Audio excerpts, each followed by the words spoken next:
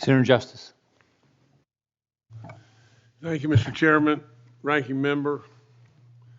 Thank our witnesses. Now, I'm going to go a little bit different way because I'm not much of a politician. And I'm a new kid on the block here that's got a lot of white hair and maybe a little bit of wisdom, but a whole lot of white hair.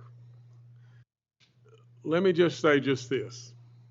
If you could just think about this, in the state of West Virginia, where I'm from, there's lots and lots and lots of seniors with lots and lots of challenges.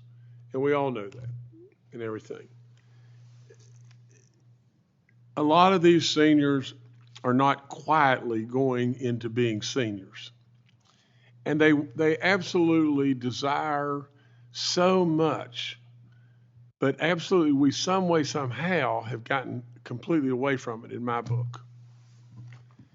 You see, I think they want hope, and they want belief, and they want interaction, and they want goodness with young people. They have an ability to contribute that's off the chart. We need to quit teaching them how to play shuffleboard, or teaching them how to knit, or teaching them how to be together with one another. They don't want to be with other seniors. For God's sakes, a living, they want to be with kids. They want to be, believe it or not, with baby dog. They want to be absolutely with a purpose, with a challenge. I wish to goodness we'd rename them. Instead of calling them seniors, we'd call them wisdom. Because really and truly, why should they be labeled?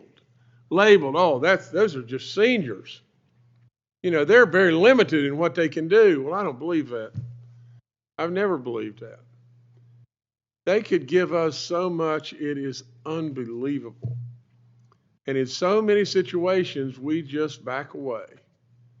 And then we struggle with all the different challenges that they may have, and they surely do have. So many obstacles. They're forgotten in too many ways. And we absolutely should remember that forevermore. Again, all you witnesses are fantastic. And I salute the great job you do in every way. You know, I've seen Brother John in action, you know, and I commend you beyond belief because you're doing something where you're stepping up. You're stepping up after you're phenomenally, you know, successful in every way. But then you're giving back and you're stepping up. And you're getting so many people involved, it's unbelievable. You know, I'd just like to just say this. First of all, thank you to all. John, especially thank you to you. And let me just ask just this. In West Virginia, we're growing in hospitality like crazy. Tourism is exploding in lots of different ways. You need workers. You need absolute workers. You love to have skilled workers. You love to have people that are genuinely concerned and value the job. You know, my question would be just really simple. You know, how have you found and filled those positions?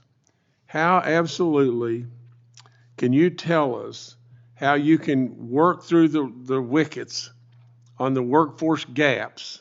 And can you tell us just how strong the contributors are when you get the right folks of our wisdom, not our seniors, on day one? Thank you for the question, Senator Justice.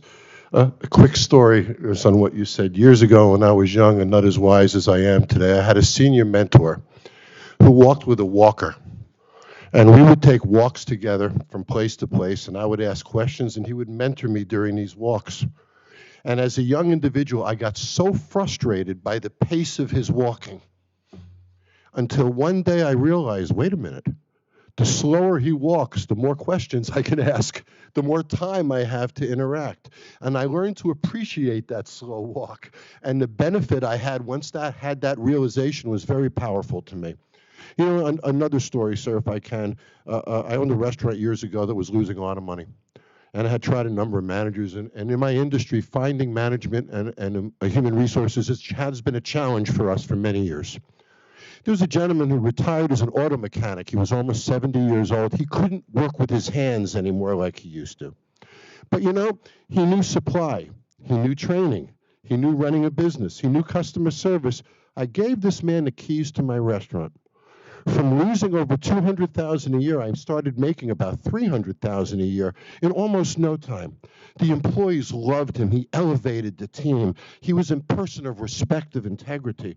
And I share that there's a whole bunch of seniors that are impacted, and the relationship of SBA to the mission of this committee is important too. As I travel across the country, I've helped thousands of small businesses in almost every state of our union, every demographic, every market type you can imagine. And the connectivity to seniors and small business is a powerful one. And when I look at the cost of living impact today, post-pandemic impacts today, you know, the SBA and the mission of this committee could be linked better. You know, I look at how the SEC, for example, doesn't allow an unaccredited investor to put everything on a line and lose everything they own. But yet in a business environment, in an SBA environment, that can happen. So I just want to reiterate that there's an opportunity to cross-train, cross-utilize seniors that isn't quite realized. And one last point, as one who consults to large corporations, many of them, and one who helps small businesses, my passion is the small business, it's a lot easier to place a senior in a smaller business than it is a major corporation. It just is. That's just the way it is today. And again, I suggest that SBA and a small business segment of America can help solve some of the problems that we have in aging. One more point, and then I'll be finished, Senator. When you hire a senior person for a community-based business, that older individual has hundreds of relationships in that marketplace that the young employee does not have. It's a marketing machine. It's a connective tissue to the community to drive revenues.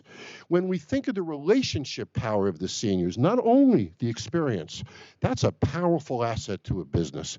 And I think we would be better served if we communicated these things to the marketplace better, in that people don't want to invest in a senior because they don't get the long-term benefit. But business is about short-term objectives to achieve long-term benefits, and those seniors can help with those short-term objectives in every case. I hope I answered your question, sir.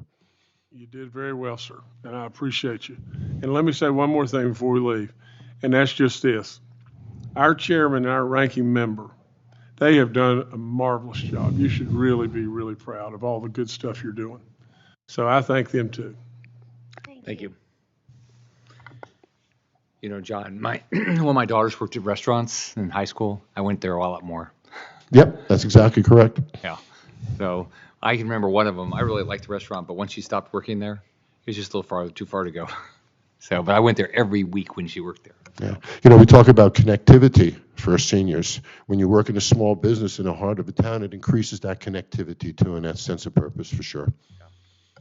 Yeah, generally, there's some studies that number one reason people go to certain restaurants or bars, somebody remembers them. So. No question, especially when they connect with you. You go back to see your buddy Joe.